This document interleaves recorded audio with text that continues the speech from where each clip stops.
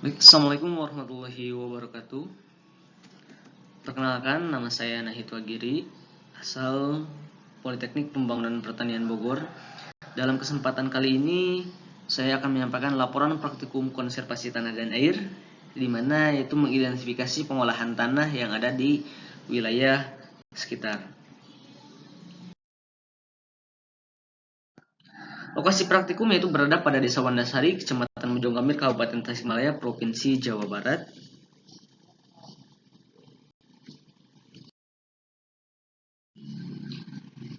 Keadaan umum wilayah Desa Wandasari, Kecamatan Mojonggambir.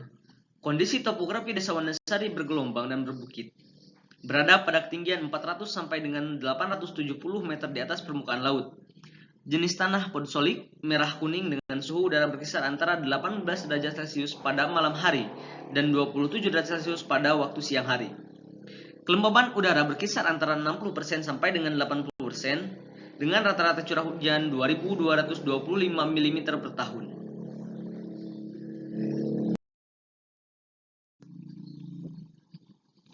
Sumber tenaga pengolahan tanah. Pada umumnya di Desa Wandasari, Kecamatan Mojonggambir sudah menggunakan 3 sumber tenaga pengolah tanah. Yang pertama ada tenaga manusia, yang kedua ada tenaga hewan, dan yang ketiga adalah tenaga mesin. Tenaga manusia.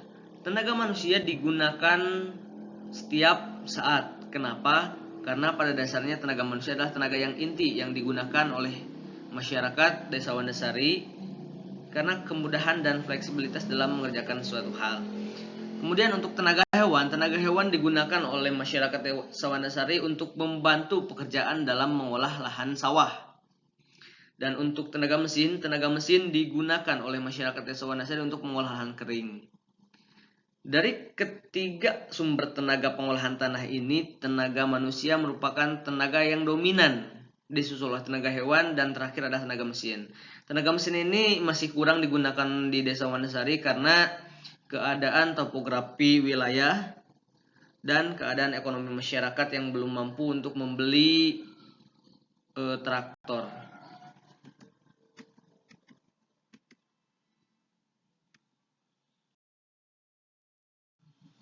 Yang selanjutnya adalah tenaga hewan. Tenaga hewan yang sering digunakan untuk sumber tenaga pengolahan tanah adalah kerbau. Kerbau menjadi sumber tenaga pengolahan tanah lahan sawah. Kelebihan menggunakan hewan menjadi sumber tenaga itu yang pertama adalah ramah lingkungan, di mana hewan tidak menimbulkan efek yang buruk terhadap lingkungan. Seperti halnya mesin traktor. Mesin traktor mengeluarkan adanya tetesan-tetesan oli ataupun bahan bakar di lapangan yang menjadi pencemaran terhadap tanah. Kemudian mengeluarkan asap yang mencemari udara sehingga udara tidak baik. Kemudian yang selanjutnya adalah mudah dibawa, di mana tenaga hewan sendiri apabila dibandingkan dengan tenaga mesin atau tenaga traktor, itu tenaga hewan lebih mudah untuk dibawa ke lokasi yang curam ataupun yang berbukit dan bergelombang, karena kita hanya perlu menuntunnya sehingga kerbau akan mengikuti. Kemudian untuk yang selanjutnya adalah kotoran menjadi sumber pupuk organik. Inilah yang menjadi plus bagi tenaga hewan dibandingkan dengan traktor dan manusia, di mana traktor tidak memiliki kotoran untuk dijadikan pupuk dan di mana kotoran manusia tidak bisa menjadikan pupuk untuk tanaman. Sehingga kotoran hewan ini menjadi salah satu poin plus ketika kita mengolah lahan sawah. Jadi menambah kadar organik ke dalam tanah sawah itu sendiri. Yang keempat adalah biaya murah. Biayanya lebih murah dibandingkan dengan menggunakan mesin traktor. Untuk yang selanjutnya itu adalah proses pengolahan tanah. Pengolahan tanah lahan sawah dengan menggunakan tenaga manusia dan hewan.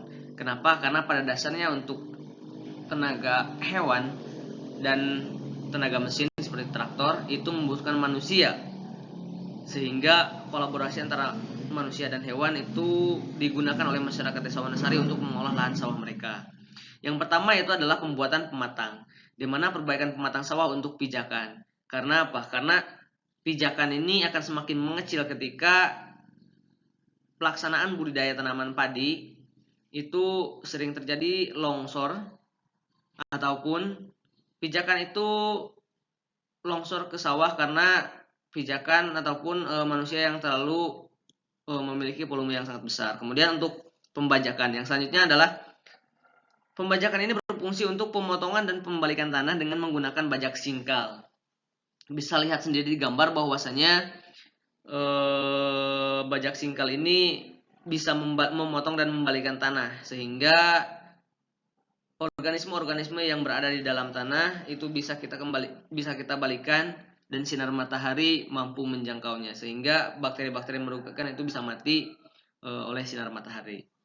Kemudian yang selanjutnya adalah penggaruan, di mana menggaru bongkahan-bongkahan tapak bajak agar tanah menjadi berlumpur dan halus. Ini sangat penting, mengapa? Karena ketika kita sudah membajaknya, maka kita harus menghaluskan. Karena sejatinya tanaman padi membutuhkan lumpur untuk tempat hidupnya. Jadi tanaman padi itu menghendaki tanah yang berlumpur untuk sebagai tempat hidupnya.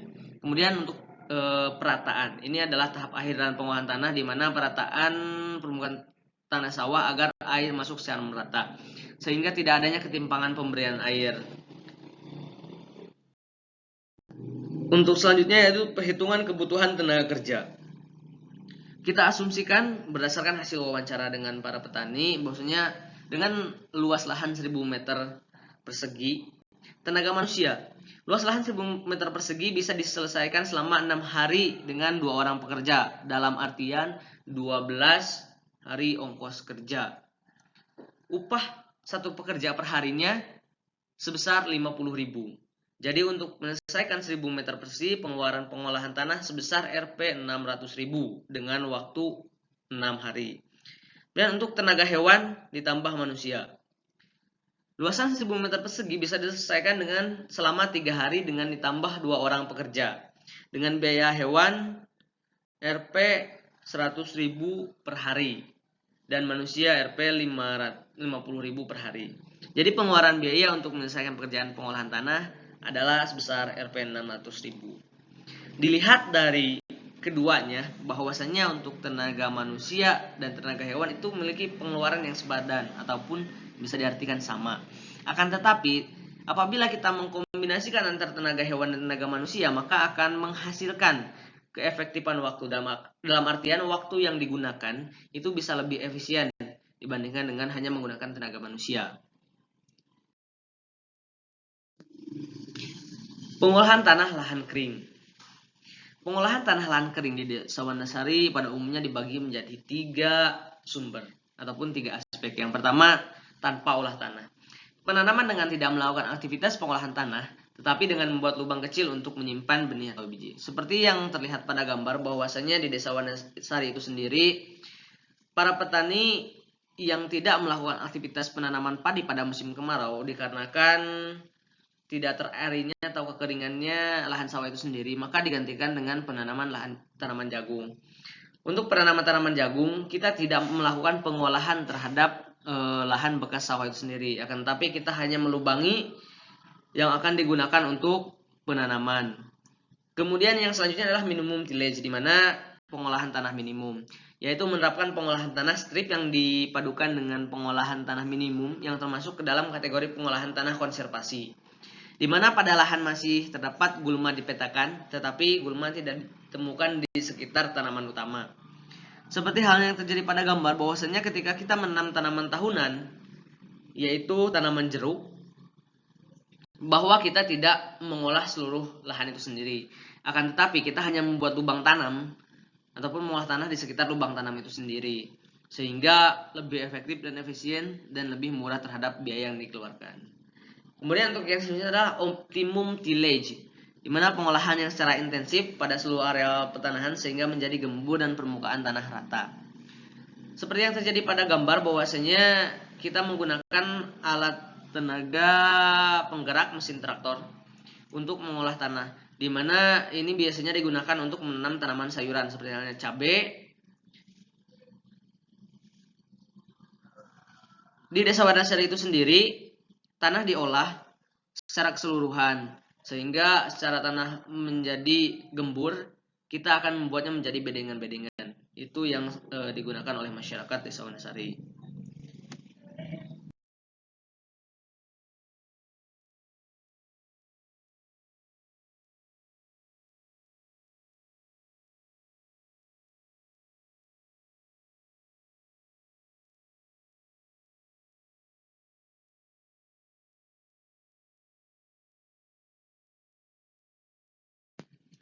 Teknik konservasi tanah. Desa Wanasari, Kecamatan Mojonggambir, Kabupaten Tasikmalaya, teknik konservasi telah melakukan secara vegetatif dan sipil. Di mana untuk vegetatif itu sendiri yaitu pembuatan lahan terasering. Di mana lahan terasering merupakan metode konservasi dengan membuat teras-teras yang dilakukan untuk mengurangi panjang lereng, menahan air sehingga mengurangi kecepatan dan jumlah aliran permukaan, serta memperbesar peluang penyerapan air oleh tanah. Kemudian untuk yang selanjutnya yaitu adalah teknik sipil, di mana yaitu pembuatan strip cropping, yaitu penanaman dalam strip. Kemudian untuk yang selanjutnya yaitu adalah multiple cropping, di mana pola tanam ganda atau majmuk. Biasanya di Desa Wanasari, Kecamatan Mojonggambir itu pola penanaman tanaman ganda yaitu adalah tanaman padi gogo dengan pohon pisang. Kemudian untuk tanaman cabai yaitu dengan bawang merah ataupun dengan sayuran seperti selada dan bayam. Untuk yang selanjutnya itu adalah agroforestry. Agroforestry merupakan salah satu lingkungan yang bisa kita lihat bahwa ini memang ada secara meluas di Desa Wanasari, yaitu karena Desa Wanasari merupakan wilayah perkebunan tanaman teh, sehingga banyak masyarakat yang memanfaatkan untuk menanam tanaman kayu-kayuan di areal perkebunan teh. Kemudian untuk yang selanjutnya adalah residual management, di mana memanfaatkan sisa tanaman. Biasanya sisa tanaman digunakan untuk pemusaan secara organik dan digunakan untuk pupuk organik. Yang selanjutnya itu adalah grassed waterways, di mana penanaman pada saluran pembuangan air.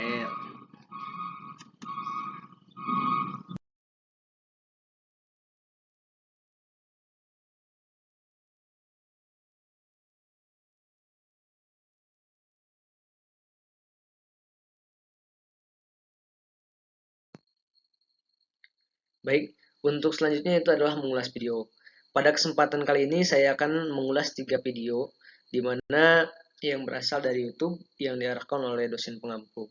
Yang pertama yaitu video dengan judul Pertanian dengan Pertanian Konservasi, dengan menggambarkan diseminasi penerapan pertanian konservasi di Provinsi Nusa Tenggara Barat dan Nusa Tenggara Timur. Prinsip pertanian konservasi yang diperkenalkan berupa 1. Pengolahan tanah seminimal mungkin. Yang kedua, penutupan permukaan tanah sepanjang tahun. Dan yang ketiga, rotasi tanaman serta fokus utama konservasi yang diperkenalkan adalah 1. Mengurangi intensitas pembakaran hutan. 2. Menjaga kelembaban tanah. Dan 3. Mengurangi membongkar balikan tanah. Untuk video yang selanjutnya yaitu adalah video dengan judul Cara Mengolah Lahan Gambut. Ini berasal dari liputan TVRI menceritakan cara pengolahan lahan gambut berupa 1. Membentuk tanah menjadi gulu dan dengan menggunakan cangkul supaya lahan tidak tergenang. Aerasi dan drainasenya bagus. Yang kedua, menambahkan pupuk TSP untuk memicu perakaran dan menambahkan pupuk organik. Yang ketiga yaitu menambahkan kapur dolomit untuk meningkatkan pH tanah. Kemudian dalam video yang ketiga dengan judul Budidaya Padi Organik dengan metode SRI, System of Rice Intensification, yaitu mengulas penerapan budidaya padi dengan metode SRI, teknologi budidaya dengan spesifikasi lokasi dengan berbasis kearifan lokal. Bertujuan untuk menghasilkan produk berkualitas tinggi, membudidayakan tanaman secara alami, meningkatkan siklus biologi dan ekosistem, memelihara dan meningkatkan kesuburan tanah dalam jangkauan panjang, menghindarkan segala bentuk cemaran akibat penerapan teknik pertanian, meningkatkan usaha konservasi tanah dan air, serta mengurangi masalah erosi akibat pengolahan tanah insentif dan meningkatkan peluang pasar.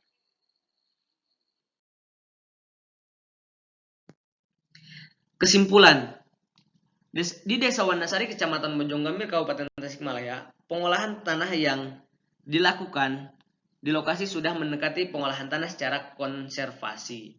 Dengan memanfaatkan manusia dan hewan sebagai sumber tenaga utama, hal ini dikarenakan minimnya alsintan seperti traktor. Selain itu, topografi desa yang mendukung manusia dan hewan sebagai sumber tenaga penggerak.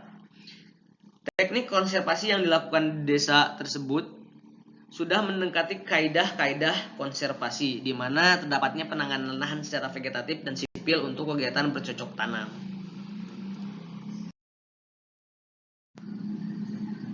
Hatur nuhun, mohon maaf bila ada kata yang kurang berkenan ataupun terdapat kesalahan dalam penyampaian. Saya akhiri.